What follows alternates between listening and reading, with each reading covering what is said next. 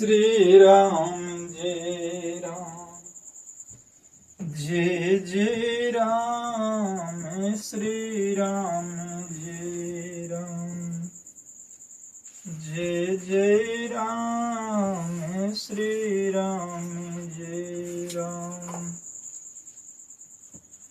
श्री राम जय राम, जय जय राम, श्री राम जय राम,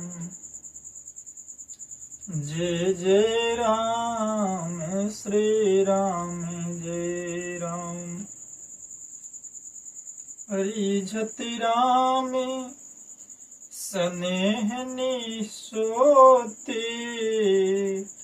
रिझत राम स्नेह सोते, को जग मंद मलिन मति मोते, को जग मंद मलिन मति मोते। सठ सेवक की प्रीति रुचि, रखी हैं राम कृपालु, औपल किए जल जान जेहि, सचिव सुमति के पिभालु। हौ कहावत सबू कहते, राम सहते उपहास, और साहिब सीता नाथ सो, सेवक तुलसीदास। तुलसीदास जी कहते हैं, सब लोग मुझे श्री राम जी के सेवक कहते हैं, और मैं भी बिना लज्जा संकोच बिना डर भय के कहलाता भी। कहने वालों का विरोध नहीं करता। कृपालु श्री राम जी इस निंदा को सहते हैं कि श्री सीताराम जी जैसे स्वामी का तुलसीदास सा सेवक है। ये मेरी बहुत बड़ी ढिठाई और दोष है। मेरे पाप को सुनकर नरक में भी नाक से खोड़ ली है, अर्थात नरक में भी मेरे लिए ठोर नहीं। यह समझकर मुझे अपने ही कल्पित डर से डर हो रहा है, किंतु भगवान श्री रामचंद्र जी ने तो स्वप्न में भी इस पर, मेरी इस ढिठाई और दोष पर ध्यान नहीं दिया।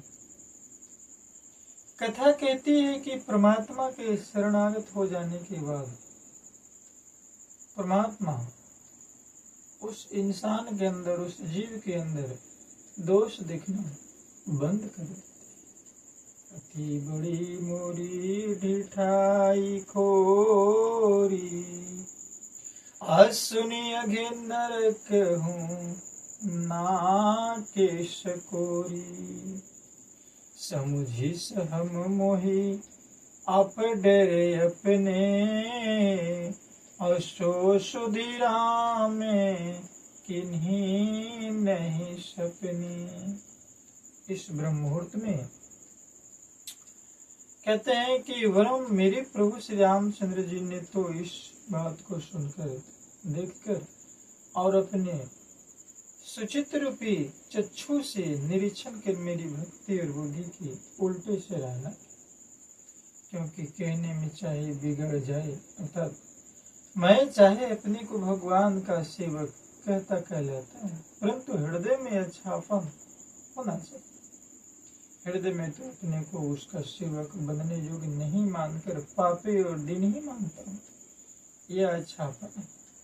श्री रामचंद्र जी भी दास के हृदय की अच्छी स्थिति जानकर गिर जाते। कथा कहती है कि देखिए, परमात्मा उतना देते हैं जितना योग्य इंसान होता नहीं। दास जिस जगह पर है, जहाँ परमात्मा ने बैठा रखा है, उस योग्य नहीं था, लेकिन उनकी कृपा, उनकी रिझापन, उनका बहुत बड़ी दास के ऊपर रहमो करम ने इसे बड़ाई अर्पण कर दिया है, पद प्रतिष्ठा प्रदान कर दिया है कि दास उस योग्य नहीं था।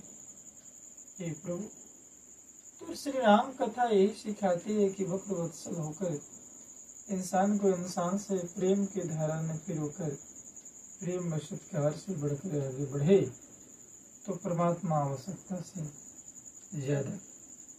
देखिए, संसार में इसका चलता है, लेकिन वहां इसका चलता है। तो ध्यान रहे कि हम इसका चलावें या इसका चलावें, ये हम पर डिपेंड करता है। विवेक दिया है, रहमते न प्रभु चित चुके किए की, और करत सुरति से बारे ही की, जिहि अघे बधेउ व्याधे जिमी बाली, और फिर सुकंठ सोई कीन्ही कुचाली। प्रभु के चित्त में अपने भक्तों की ही कोई भूल चूक याद नहीं रहती। दयालु है, कृपालु है, क्षमा करना। वे उसे भूल जाते हैं और उसके हृदय की अच्छाई निकी और सौ बार याद करते रहते हैं। जिस पाप के कारण उन्होंने बाली को व्याधि की तरह मारा था, वैसे ही कुचाल फिर सुग्रीव ने भी तो चली थी। वही करनी विभीषण की थी, परंतु श्री रामचंद्र जी स्वप्न में भी उसका मन में विचार नहीं किया। उल्टे भरत जी से मिलने के समय श्री रघुनाथ जी ने उनका सम्मान किया और राजसभा में भी उनके गुणों का बखान किया। तो कहते हैं कि सदगुरु यदि रिझ जाए, परमात्मा यदि रिझ जाए, तो दोष दिखना बंद कर देते हैं, सौ दोषों को भूल जाते हैं। श्री सदगुरु कथा कहती है हमें हर इंसान के अंदर परमात्मा नजर आना चाहिए। श्री राम मैं सब जग जाए, गुणों को देखने का स्वभाव बनाना चाहिए। गुणों को देखने का स्वभाव बन जाए इंसान के अंदर, ये स्वभाव बन जाए कि परमात्मा बम बम रखे हुए है, हर हर महादेव है। ये स्वभाव बन जाए कि परमात्मा भरा पूरा रखा हुआ है। कमी का स्वभाव न बने, दुख का स्वभाव न बने, कुंठा की स्वभाव न बने। ये राम कथा सिखा मन चंगा, ये राम कथा सिखाती है। तो राम कथा जीवन का सार है। शुभ मुहूर्त में ब्रह्मवेला में दास अरदास करता है, प्रार्थना करता है। आज जिस चैनल के माध्यम से शुभ मुहूर्त में दास के संग जुड़े, अवश्य अवश्य एक न एक दिन राम की कृपा अवश्य होगी।